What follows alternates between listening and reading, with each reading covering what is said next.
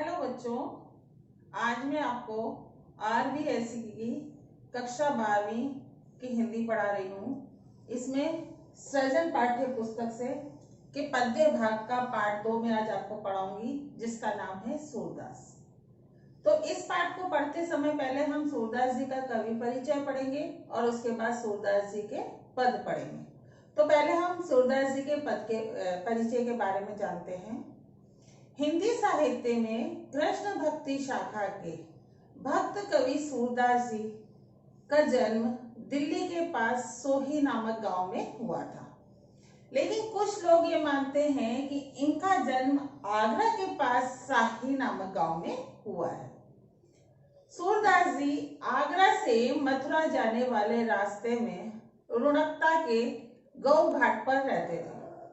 वहां उनकी प्रभु वल्लभाचार्य से दोस्ती हुई या वल्लभाचार्य से वो मिले। फिर उसके बाद उन्होंने वल्लभाचार्य से दीक्षा ग्रहण करी और दीक्षा ग्रहण करने के बाद हिंदी के अष्टछाप कवियों में वह सबसे अग्रणी बने।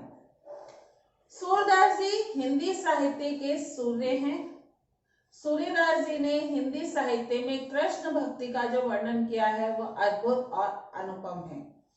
ब्रज भाषा के वह सर्वश्रेष्ठ कवि हैं। उन्होंने श्री कृष्ण की लीलाओं का अद्वितीय वर्णन किया है। इसके अलावा उन्होंने श्रृंगार के, नीति के और उनके रास रंग के और उनके वात्सल्य के जो दोहे हैं वह दोहे बहुत ही प्रसिद्ध हैं।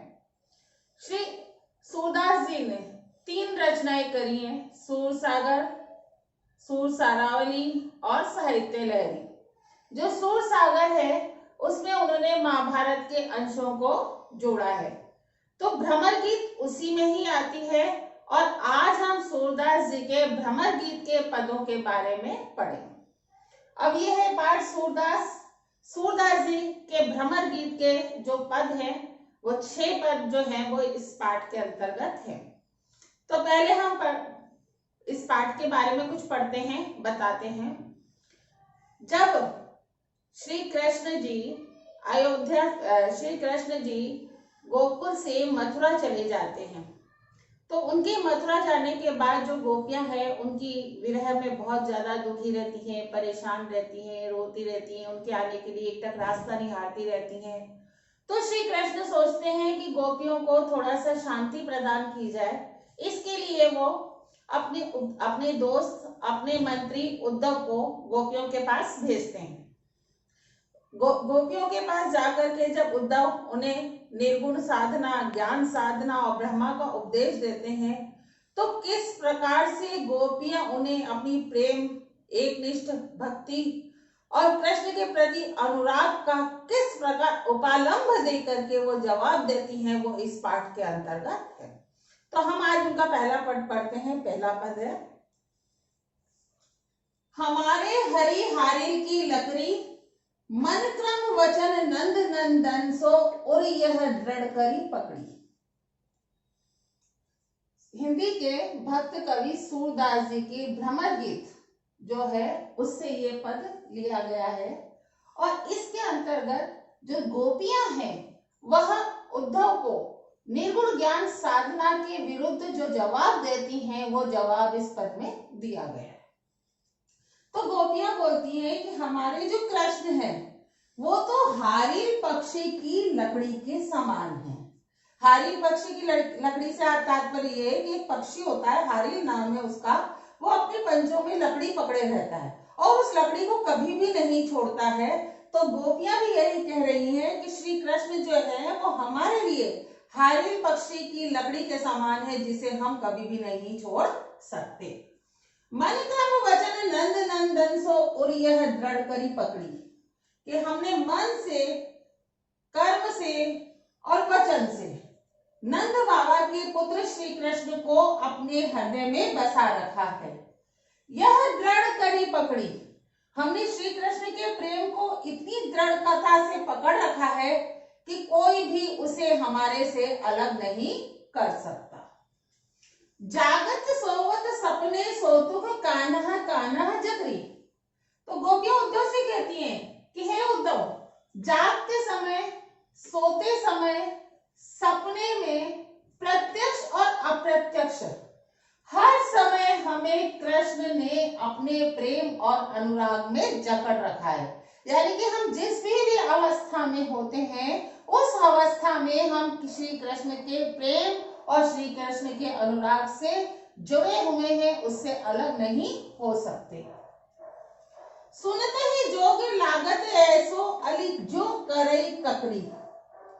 तो जब उद्धव उनको निर्गुण साधना का और ज्ञान साधना का उपदेश देते हैं तो वो क्या कहती है गोपियां कि ये तुम्हारा ज्ञान साधना का जो जोग है, ब्रह्मा का जो ज्ञान है, इसे जब तुम हमें दे रहे हो तो ऐसा लग रहा है जैसे हमने कड़वी ककड़ी को अपने मुंह के अंदर डाल दिया हो। सोई व्याधि हमें ले आए देखी सुनी न करी। व्याधि मीन्स औषधि, दवाई। तो गोपियां जो उद्धव से कहती हैं कि हे उद्धव, तुम निर्गुण ज्ञान साधना और ब्रह्मा की जो दवाई हमारे लिए लेकर के आए हो, ऐसी दवाई हमने ना तो देखी है, ना सुनी है, ना करी, ना कभी उसका हमने आचरण किया है। यह तो सूर तिन्हे ले दीजे जिनके मन चक्री। तो सूरदास जी कहते हैं कि गोपियां उद्धव से कह रही हैं कि हे उद्धव, तुम ये अपना जो निर्गुण ज्ञान साधना का जो उपदेश है, ब्रह्मा का जो उपदेश है, ऐसे व्यक्तियों को जाकर के दो जिनके मन चक्री हैं, यानी कि अस्थिर है और भ्रमित है। क्योंकि हमारा हृदय ना तो अस्थिर है और ना ही भ्रमित है, हमारे हृदय में तो केवल श्री कृष्ण का प्रेम ही है। तो जो ये पद है, इस पद में सूरदास जी ने ब्रज भाषा का प्रयोग किया है। इसमें अनुप्रास और उपमा अलंकार का प्रयोग किया है। हारी की लकड़ी एक अच्छा उन्होंने दृष्टांत दिया है। इस प्रकार से देखा जाए तो इस पूरे पद का काव्य सौंदर्य काफी अद्वितीय और अनुपम है। अब ये इनका दूसरा पद, अखियां हरि दर्शन की भूखी, कैसे रहे रूप रस रांची, ये बतियां सुनी रूखी। ये जो दोहा है ये भी भ्रमर गीत से ही लिया गया है और इसमें जो गोपियां हैं वो अपनी भक्ति को निर्गुण साधना से श्रेष्ठ बता रही है, जिसका इसमें वर्णन है। अखियां हरि दर्शन की भूखी, तो गोपियां उद्धव से कहती हैं कि हे उद्धव, हमारी आंखें जो हैं वह केवल श्री कृष्ण के दर्शन की भूखी हैं। इसमें निर्गुण ज्ञान साधना या ब्रह्मा का कोई भी मतलब फल हमारी भक्ति पर नहीं आएगा। कैसे रहे रूप रस रांची, ये बतिया सुनी रूखी। फिर गोपियां क्या कहती हैं, कैसे रहे रूप रस रांची, कि हमारी जो आंखें हैं वो श्री कृष्ण के रूप रस में रची बसी हैं। हमारी आंखें श्री कृष्ण के रूप रस में रची बसी हैं।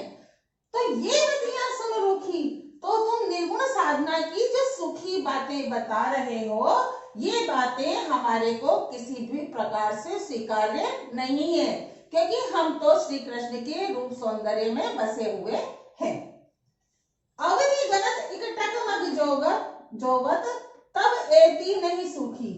श्री कृष्ण के जाने के बाद जो उनका रास्ता है, अवधि गलत बहुत समय बीत गया उस रास्ते पर एक टक श्री कृष्ण का इंतजार करते हुए। अब एती नहीं सूखी, लेकिन उसके बावजूद भी ये आंखें जरा सी भी दुखी और व्याकुल या परेशान नहीं हुई। अब इन जोग संदेशन उधो अति अकुलानी दुखी, कि लेकिन है उधो, जो तुम ये जोग निर्गुण साधना और ब्रह्मा का जो संदेश हमें दे रहे हो, इस संदेश को सुनकर हम अकुलानी बहुत व्याकुल और दुखी हो गए हैं। कहने का तात्पर्य ये है कि हम निर्गुण साधना का जो संदेश है वो तुम्हारा बिल्कुल भी नहीं सुनना चाहते, उससे हम दुखी हो गए हैं, जबकि श्री कृष्ण का इंतजार करते करते हमारी आंखें बिल्कुल भी दुखी नहीं हुई हैं।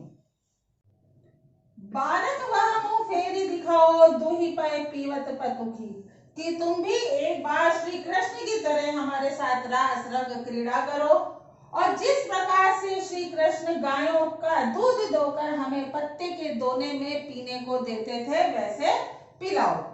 सूर सिकत हटी नाव चलायो ते ये सरिता है सूखी।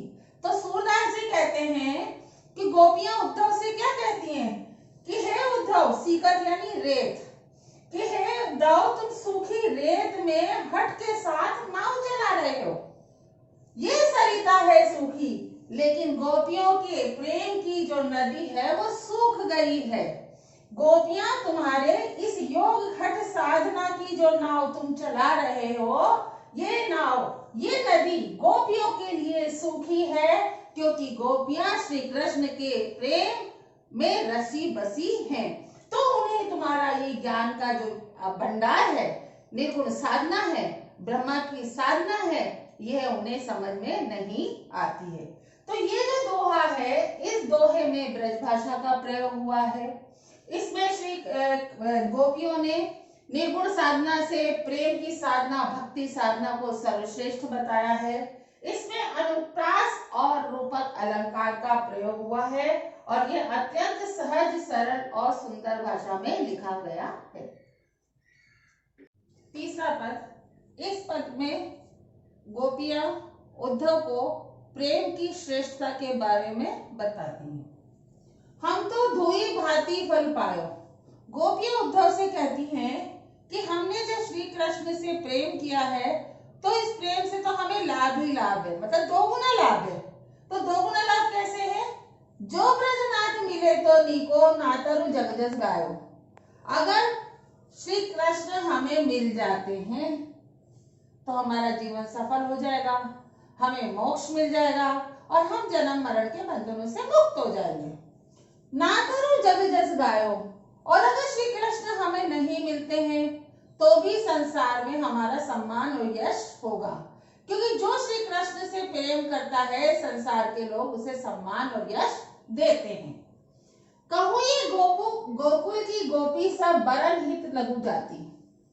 गोपियां कहती हैं उद्धव से कि गोकुल में रहने वाली गोपियों की हैसियत ही क्या है, ना तो ये उच्च वर्ण की है, ना ये उच्च जाति की है, लेकिन फिर भी इन्हें श्री कृष्ण का प्रेम मिला है।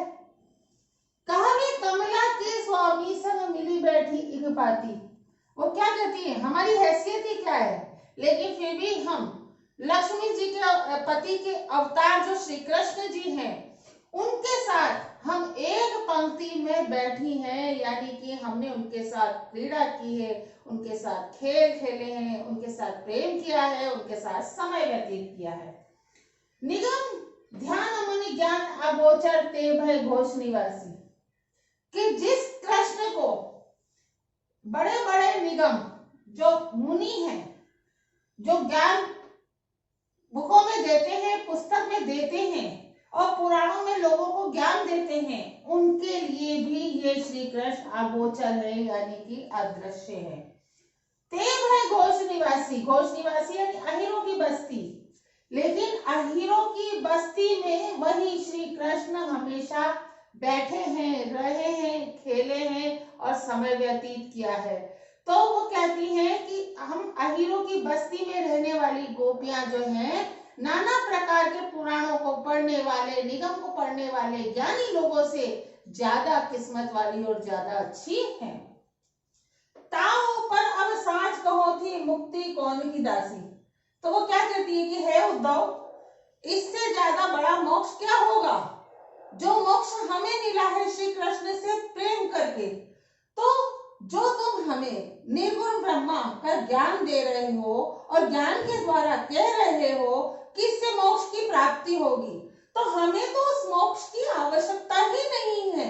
हमें तो श्री कृष्ण से सत्य कह रहे हैं, सच्ची में श्री कृष्ण से प्रेम करके जो हमें मोक्ष प्राप्त हुआ है और जो हम जीवन मरण के बंधन से मुक्त हुए हैं, हमें उसके समान और किसी दासी की आवश्यकता नहीं है। जोग कथा लागो उधो ना कहो बारंबार।